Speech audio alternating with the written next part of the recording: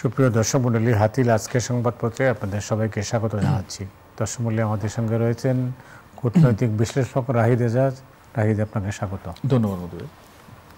বাংলাদেশ প্রতিদিনের শিরোনাম হচ্ছে ঢাকা দিল্লি মেঘ সরানোর চেষ্টা, আসছে নির্বাচনী রোডম্যাপ।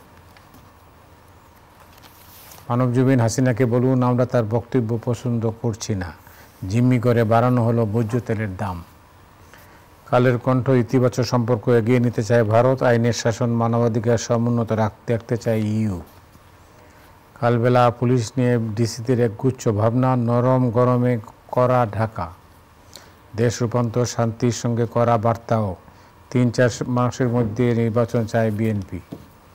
সময়ের আলো সম্পর্ক জোরদারে আগ্রহী দিল্লি থেকে ভিসা সেন্টার স্থানান্তরের অনুরোধ। খবরের কাগজ একসঙ্গে কাজ করতে সম্মত, ছোট মন্ত্রী ছিলেন সবুজ খান। ইনকিলাব বিএনপির পক্ষে ৬১%, ইনকিলাবের জরিপ, ত্রয়োদশ জাতীয় সংসদ নির্বাচন। সচিব পর্যায়ের বৈঠক, বাংলাদেশের অভ্যন্তরীণ বিষয়ে নাক না গলাতে দিল্লিকে করা বার্তা। করতোয়া ভিসা সেন্টার দিল্লি থেকে ঢাকায় আনার অনুরোধ, হাসিনার বক্তব্য অসন্তুষ্ট বাংলাদেশ, সংখ্যালঘু ইস্যুতে উদ্বিগ্ন ভারত।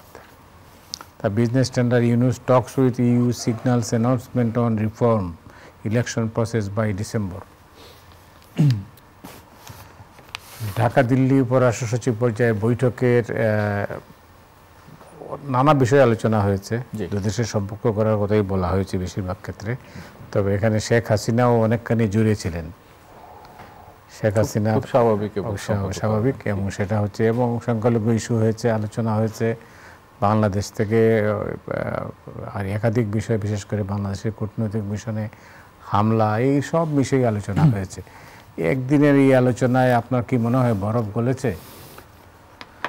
ধন্যবাদ মধুভাই। প্রায় 4 মাস তো হয়ে গেল যে বাংলাদেশে রাজনৈতিক একটা পট পরিবর্তন, এবং এটা খুব স্বাভাবিক সাধারণ পরিবর্তন না, সর্ট অফ আমরা যেটা বলি ইংরেজিতে সিস ও চেঞ্জের মতো। এবং এই পরিবর্তনটাকে, যেটা আপনার বারবারে বলেছি, যে আমাদের কাছের পড়শি দেশ কিন্তু মেনে নেয়নি, এবং এই মেনে না নেওয়ার মধ্যেই কিন্তু সব জল্পনার অবসান করে এই সফরটি কালকে হলো। তো এবং এইটার মধ্যে দিয়ে এই যে এক সফরে কেটে যাবে তার ভাবার কোনো কারণ নেই। কিন্তু তিনি যে বাংলাদেশে এলেন, এটার মধ্যে যেমন দুই দেশের সম্পর্কের একটা বিষয় আছে, এবং আমাদের এটাও মনে রাখতে হবে আগামীকাল অর্থাৎ 11ই ডিসেম্বর ভারতের পার্লামেন্টে একটা অল পার্টি পার্লামেন্টারি স্ট্যান্ডিং কমিটির বাংলাদেশ ইস্যুতে ব্রিফ করার আছে। আমার যে সাংবাদিকতার অভিজ্ঞতা, তাতে আমার খুব একটা মনে পড়ে না, আপনি ভালো বলতে পারবেন, যে কোনো একটা এরকম ইস্যুতে ভারতের সবগুলো রাজনৈতিক দল পার্লামেন্টারি স্ট্যান্ডিং কমিটিতে এরকম ফরেন সেক্রেটারি ব্রিফ আগে করেছিল কিনা আমার ঠিক জানা নেই আর কি, সম্প্রতি কথিত হয়েছে কিনা। তো সেটির একটা গুরুত্ব কিন্তু এই সফরে বিক্রম মিশ্রের আছে। কিন্তু মোটা দাগে যদি আমাকে বলেন, আমি আপনার আরও ভালো জানার কথা, যেহেতু আপনি একসময় অনেক লম্বা সময় ধরে পররাষ্ট্র মন্ত্রণালয়ে আসা যাওয়া করেছেন, ডিপ্লোমেসি কাভার করেছেন, এখনও লিখছেন, এখনও কাভার করেন। তো এই ফরেন সেক্রেটারি লেভেলের মিটিংয়ে এবার যেটা আমি দেখলাম, যে অন্যান্য বার যে একটু ভিন্নতা, পরিবেশ, প্রেক্ষাপট, সময়ের কারণে যেমনি, তেমনি ফরম্যাটের দিক থেকে ভিন্ন। একটা আমরা জানি যে পলিটিক্যাল লেভেলে সাধারণত একান্তে বা টেট হয়, যেটা এবার 2 পররাষ্ট্র সচিবের মধ্যে হয়েছে, এবং সেটা ব্যাপ্তি 1 ঘন্টার কম নয়। তাহলে খুব বুঝতে হবে যে প্রতিনিধিদের নিয়ে অ্যাক্রস দ্য টেবিল বসার আগে যখন তারা দুজন বসছেন, তাহলে সেখানেও নিশ্চয়ই কোন মেসেজ ডিসেমিনেট হয়েছে। দিল্লি থেকে ঢাকায় এসছে, ঢাকার মেসেজ দিল্লিকে পাস করা হয়েছে। তো তারা জয়েন্ট ব্রিফিং করেননি।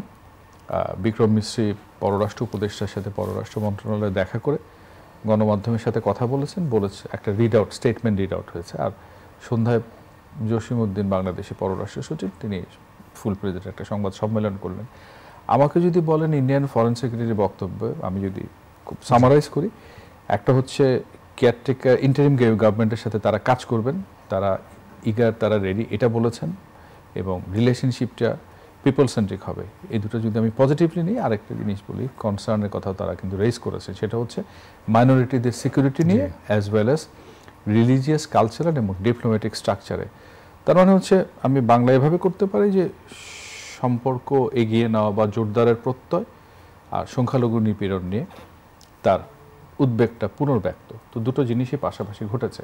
অন্যদিকে আমাদের পররাষ্ট্র সচিবের ব্রিফিংটা যদি দেখি, সেখানে দেখেছি উনি বেশ শক্ত করে এই যে সংখ্যালঘুদের নিয়ে নিপীড়ন এবং এটা নিয়ে আমরা আপনার অনুষ্ঠানে আমি অন্তত 2 থেকে 3 বার আলোচনা করেছি যে মিস ইনফরমেশন ডিসইনফরমেশন ক্যাম্পেইন ওটার খুব কাউন্টার করেছে এবং বলছে ওনার ভাষায় যে এই বয়ানটা আমরা ভালোভাবে নিচ্ছি না এবং বয়ানটা যে সত্য নয় সেজন্য আমরা বারবার বলছি দেখুন ঘুরে যান সব দেশের মতো ভারতকেও আমন্ত্রণ জানিয়েছে এবং সংখ্যালঘুদের বিষয়ে আমরা সচেষ্ট রয়েছি। বাট আমার মনে হয় এখানে হয়তো তিনি জুড়ে দিতে পারেন বিচ্ছিন্ন কিছু। তারা যেটা বলতে চায় আমি শুনেছি যেটা সেটা হচ্ছে যে মানে এই যে নিপীড়নের কথা বলা হচ্ছে, নির্যাতনের কথা বলা হচ্ছে, এটা অনেকটা দৃশ্যমান না, তারা আতঙ্কিত। আপনি ভারতের দিক থেকে বলছেন? জি। তো ওই জায়গাটাতে আমি মনে করি উনি বেশ শক্ত করে এই কথাগুলো বলেছেন। তারপর আরেকটা বিষয় আপনি শুরুতেই যেটা বললেন এবং আপনাদের কাগজে আমি যদি ভুল না করি শিরোনামেই করেছেন, হাসিনাকে বলুন যে তার কথাবার্তা বাংলাদেশ পছন্দ করছে না এবং এই বিষয়টাতে বারবার তাকে জিজ্ঞেস করা হয়েছিল স্ট্যাটাস নিয়ে। আমরা জানি গত 4 মাস ধরে তারা বারবার বলেছেন যে ইন্ডিয়া অফিসিয়ালি হাসিনার স্ট্যাটাস তার ওইখানে তার অবস্থান অফিসিয়ালি কিছু জানেনি, কিন্তু আজকে বাংলাদেশের পক্ষ থেকে তিনি বলেছিলেন যে ওনার অবস্থান এবং ওনার যে তৎপরতা, বক্তৃতা, বিবৃতি, কনফারেন্সের মাধ্যমে ভিডিও কনফারেন্সে যোগ দেওয়া সেটা ভালো হচ্ছে না, পছন্দ করছেন, এটা যেন তাকে জানিয়ে দেওয়া হয়।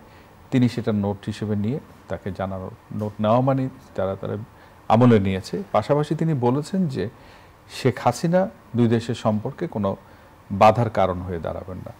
তো মোটা দাগে যদি আমি বলি যে বাংলাদেশ তার কথাগুলো কিন্তু মোটামুটি বেশ শক্ত করে বলেছে অ্যাপারেন্টলি।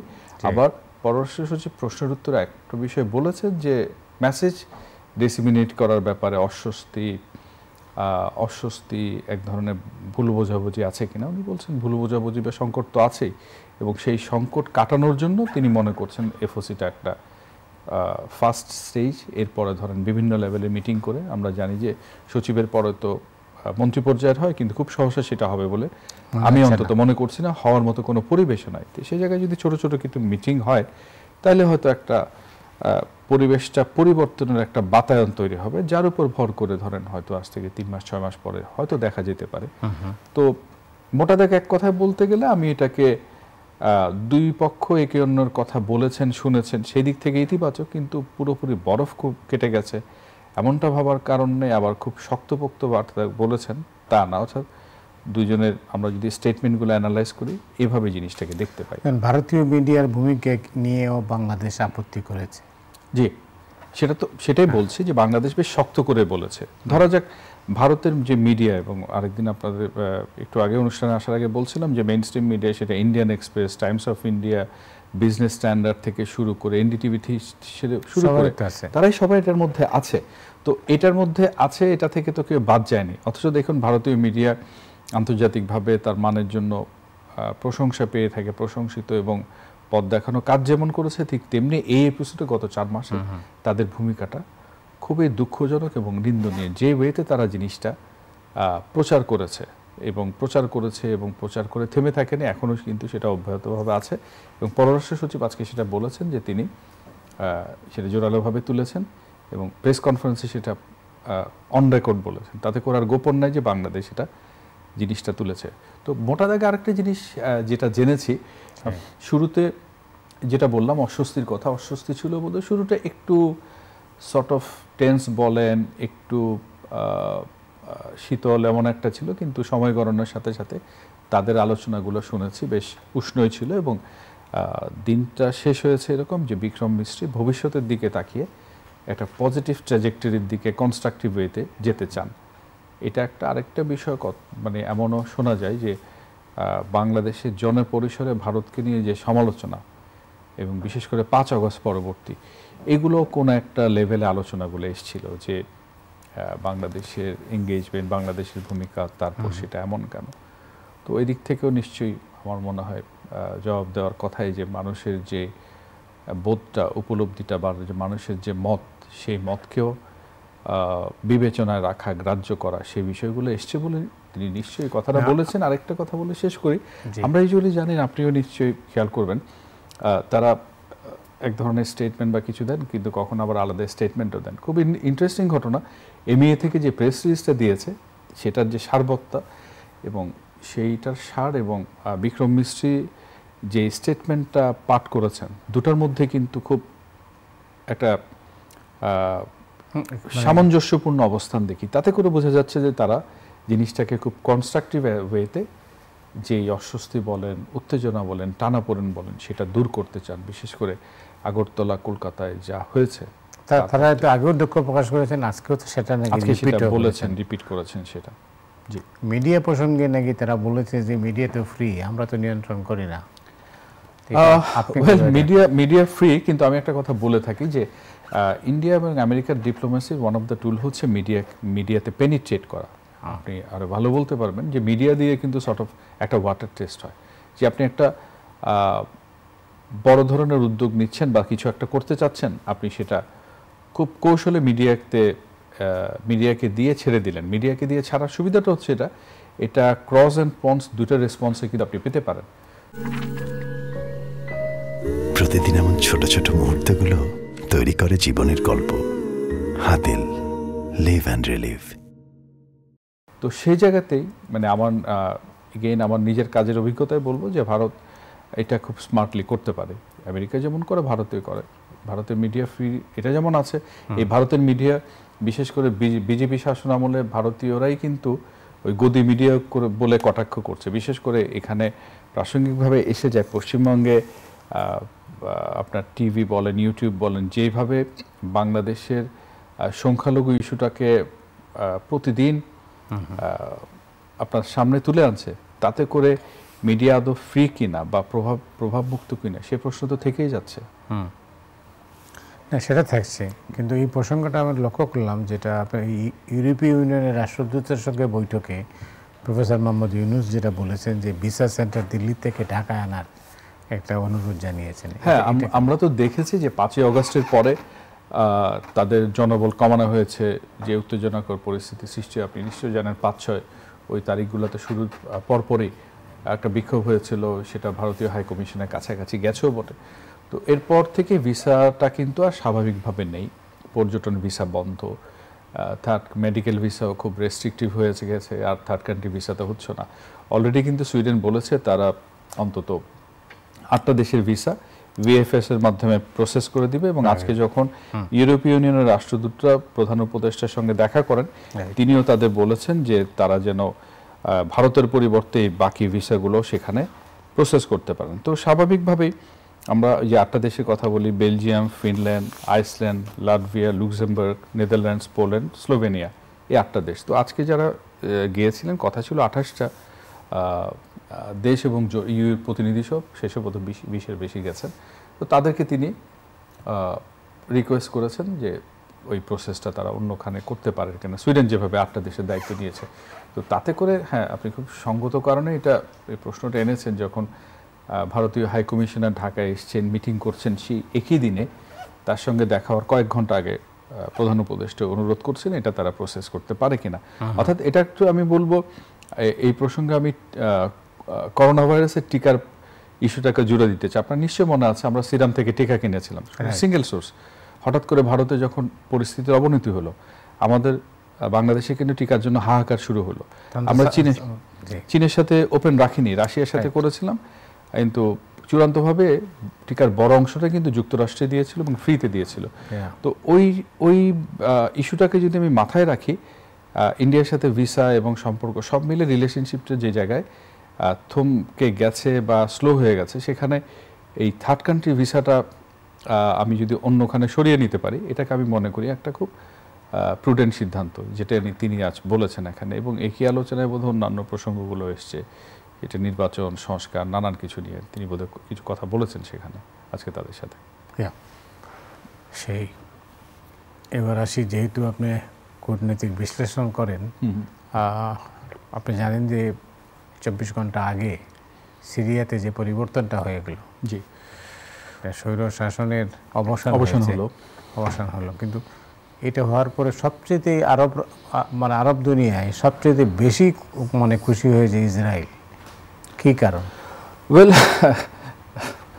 খুব সুন্দর একটা প্রশ্ন রেখেছেন। ইসরায়েল খুশি হওয়ার কারণ হচ্ছে, আমরা জানি যে সিরিয়াকে নিয়ে তাদের মধ্যে তো একটা বিভাজন আছে, যে সৌদি, নিশ্চয় আপনার কাতারের সাথে সৌদি আরবের রিফট, বা ইয়েমেনে হুতিদের বিরোধী এই যে শিয়া সুন্নির লড়াই, সেখানে ত্রিমুখী একটা ইসলামী বিশ্বের কর্তৃত্ব সৌদি আরব থেকে সরে টার্কি, ইরান, এই যে পোলারাইজেশন, আপনার সেই জায়গাতে ইসরায়েল যখন তার মানবতা বিরোধী অপরাধ গণহত্যা নিয়ে সারা বিশ্বে নিন্দিত ধিকৃত হচ্ছে, সেই জায়গায় মুসলিম বিশ্বের এই বিভাজন খুব সঙ্গত স্বাভাবিক কারণে তার খুশি হওয়ার কথা। এক হচ্ছে বিভাজনটা, দ্বিতীয়ত হচ্ছে যুক্তরাষ্ট্র ইসরায়েলের যে পোলারাইজেশন, সেখানে সিরিয়ার সাথে কিন্তু খুব শুরু থেকে জোরালোভাবে সমর্থন ছিল রাশিয়ানদের। তো আমি যদি জিও পলিটিক্সের অ্যাঙ্গেলে দেখি, এখানে তার খুশি হওয়ার কারণ আছে। মধ্যপ্রাচ্য নিয়ে যেটা সারা বিশ্বের সমালোচনা, মনোযোগ, ধিক্কার, সেখান থেকেও মনোযোগটা সরে যাবে। এবং তার চেয়ে বড় কথা হচ্ছে সামগ্রিকভাবে যে আরব এবং মুসলিম বিশ্বে বিভাজন, তো সেই বিভাজনে খুব সঙ্গত কারণে তার খুব খুশি হওয়ার কথা। এবং আরও একটা বিষয় প্রাসঙ্গিকভাবে এসে যায় যে সিরিয়ার এই পতনের ফলে ইরানের যে লিভারেজটা কমে গেল কিনা, টার্কির ইনফ্লুয়েন্সটা আরও বাড়ছে কিনা, তো এরকম নানান ইকুয়েশনে ইসরায়েলের খুশি হওয়ার, উল্লাসের যথেষ্ট কারণ আছে বলে আমি দেখি। এবং আপনি যখন বলছেন, আমি কালকে বোধহয় একটা নিজের টুইটে লিখছিলাম যে ফল অফ অ্যানাদার ডিকটেটর, এবং কালকে রাত থেকে যখন তার সিক্রেট হিউম্যান স্লটার হাউস বলা হতো, যে সিক্রেট প্রিজন, কি ভয়াবহ নৃশংস, সেই ভিডিওগুলো দেখলেও বিশ্বাস করা যায় না যে এই সময়ে এসে, আধুনিক যুগে এসে আমার মধ্যযুগকে হার মানায় একজন স্বৈরশাসক তার চেয়ার বা গদি টিকিয়ে রাখার জন্য কতটা নৃশংস হতে পারেন। আসাদের পতনের পর, বিদায়ের পর সেটা আরেকবার চোখে পড়ল। কিন্তু আসাদের এই পরিপ্রেক্ষিতে দেখলাম যুক্তরাষ্ট্র বলছে যে তারা তার সঙ্গে কাজ করবে, যে নতুন যারা এসছে। হ্যাঁ, এবং এটাও তো বলা হয় যে যারা এসছে, যাদের আল কায়দার সাথে যুক্ত ছিল, সে কথাটাই বলছিলাম, আল কায়দার সাথে যুক্ত ছিল। তার মানে হচ্ছে কি, অর্থাৎ আপনি আপনার সুবিধা অনুযায়ী, স্বার্থ অনুযায়ী, যেটা আমি সবসময় মনে করি যে আন্তর্জাতিক বিশ্বে এক দেশের সঙ্গে আরেক দেশের সম্পর্ক, যোগাযোগ, লেনদেন, এটা শেষ পর্যন্ত চূড়ান্তভাবে স্বার্থকেন্দ্রিক, স্বার্থর বাইরে কিছু না। একটু আগে যেটা বলছিলাম যে ইসরায়েল আমেরিকা জোট, তার তো আসাদের পতনের ফলে খুব খুশি হওয়ার কথা। সঙ্গত কারণে মধ্যপ্রাচ্যে মুসলিম বিশ্বে একটা বিভাজন হয়েছে, রাশিয়া এখানে পরাভূত হলো। তো সেই জায়গায় ক্ষমতায় যে আসবে, সেটা আল কায়দা হোক কিংবা অন্য আরও ডানপন্থী হোক, মধ্যপন্থী হোক, যুক্তরাষ্ট্র তার সঙ্গে কাজ করবে, যুক্ত হবে। এবং এটা নিয়ে কিন্তু আপনি নিজেও জানেন, অনেকদিন ধরে সমালোচনা ছিল যে এদেরকে যুক্তরাষ্ট্র খুব নেপথ্যে নানানভাবে সহযোগিতা দিয়ে যাচ্ছিল। তো তার মানে হচ্ছে টার্কির সাথে এখানে টেসিটওয়েতে যুক্তরাষ্ট্র ছিল, তো সেটা তো সামনে চলে আসলো। ওয়েল, তো এই জিনিসগুলো তো সবসময় আমরা লক্ষ্য করছি। এই যে সে মানে বাশার আল আসাদ, সে পালিয়ে, তারপর স্বস্তি পালিয়ে রাশিয়াতে যে আশ্রয় নিল। জি, তো এইটা এখন স্বৈর শাসকদের তো মানে নিরাপদ জায়গা আছে তো বলেই তো মনে হচ্ছে। না, ডেফিনেটলি স্বৈরশাসকদের নিরাপদ জায়গা আছে বলেই তো তারা একদিন ধরে, ধরেন সে টিকে থাকলো কি করে। আজকে যে আমরা হিউম্যান স্লটার হাউসের কথা বলছি, 24 বছর একটানা, 24 বছর ধরে একটানা টিকে ছিল। এবং সবচেয়ে দেখেন, মানে time is the best healer, natural justice বলে যে জিনিসটা, তাকে পালিয়ে যাওয়া ছাড়া উপায় ছিল না। হ্যাঁ, তার একমাত্র এবং চূড়ান্ত পরিণতি ছিল এভাবে পালিয়ে যাওয়া। অথচ এবং তার পতনের পর তার প্রাসাদ, তার দপ্তর ঘিরে যে উল্লাসটা, ঠিক একই ধরনের ঘটনা কিন্তু আমরা ঘটনার সাক্ষী হয়েছিলাম 5 তারিখের আমাদের দেশের রাজনৈতিক পট পরিবর্তনের পর। তো সব ইতিহাস বারবার বলে দেয় যে সেই ফেসিবাদী সরকার, স্বৈরাচারী সরকার, তাদের পরিণতি কিন্তু এমন নির্মমে হয়ে থাকে। সেটা আরেকবার সিরিয়ার ক্ষেত্রে আমরা দেখলাম। সেটাই। এবং একটু আমার মনে হয় একটু দেশের খবরের দিকে আসি। সেটা হচ্ছে যে আব্দুল আউয়াল মিন্টু, তিনি তো ব্যবসায়ী নেতা এবং বিএনপির সঙ্গে যুক্ত আছেন। ব্যবসায়ীদের ব্যাংক হিসাব জব্দ সমর্থন করি না। তিনি স্পষ্ট বলছেন যে ব্যক্তির জন্য তো প্রতিষ্ঠান ক্ষতিগ্রস্ত হতে পারে না। না, আমি যদি ভুল না করি, ওনারা নিজেরও তো একটা ব্যাংকের সাথে যুক্ত, ন্যাশনাল ব্যাংক লিমিটেড, এবং আমরা জানি যে টাকা ওই জব্দ করা, ব্যাংকে তারল্যের সংকট, এটা নিয়ে কিন্তু নিউজও হয়েছিল। এবং যে ব্যাংকের শিকদার গ্রুপ এটার পরিচালনায় ছিল, অনেকটা দখল করেছিল বলা যায়। তো এটা আমি যদি ভুল না করি, উনি উদ্যোক্তা পরিচালকদের একজন, যেটাতে আবার উনি ফিরে এসেছেন এটা পরিচালনায়। তখন থেকে এই কথাগুলো বলছিলেন। দেখুন, এই যে লুটপাট বলেন, প্রতিষ্ঠানকে গুড়িয়ে দেওয়া বলেন, গত 15 বছরে যেমন হয়েছে, এর পাশাপাশি এটাও ঠিক আপনি রাতারাতি সবকিছু বন্ধ করে দিয়ে থামিয়ে দিয়ে এটা তো কোনো সমাধান নয়। সমাধান আমি যেভাবেই বলি, জিনিসটাকে এভাবেই দেখি। একটু আগে প্রোগ্রাম অনুষ্ঠান শুরু করার আগে বলছিলাম, ধরা যাক আমি পেট বোতল পলিথিন নিষিদ্ধ করলাম, এটা কিন্তু এর সঙ্গে বিকল্পটা তো আমাকে ভাবতে হবে যে এর সাথে জীবন জীবিকা যাদের যুক্ত,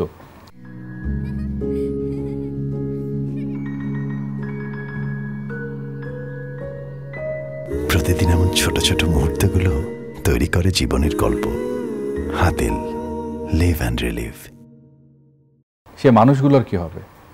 তার মালিক বা এটার উদ্যোক্তা সে না হয় অপরাধ করেছে। ধরা যাক বেক্সিমকোর কথা, বেক্সিমকো কিন্তু প্রশাসক বসিয়ে তার প্রতিষ্ঠানগুলো চলছে, তো উনি ঢালাওভাবে এরকম সব ব্যাংক অ্যাকাউন্ট জব্দ করা, বন্ধ করে দেওয়া, কিন্তু বন্ধ করে দিলেই তো আপনি ধরা যাক যে টাকাটা লোপাট হয়ে গেছে, পাচার হয়ে গেছে, সেটাকে আপনি এফবিআইকে বলছেন, জানাচ্ছেন এবং খুব ভরসা করতে পারেন যে টাকাটা ফিরে আসবে। খুব সহজে ফিলিপাইনে যে টাকাটা পাচার হয়ে গেছিল সেটার অবস্থাটা কি আমরা জানি। এটা নিয়ে প্রচুর ট্যুর হয়েছে, প্রচুর মিটিং হয়েছে, খুব পজিটিভ কোনো কিন্তু হেডওয়াই নেই।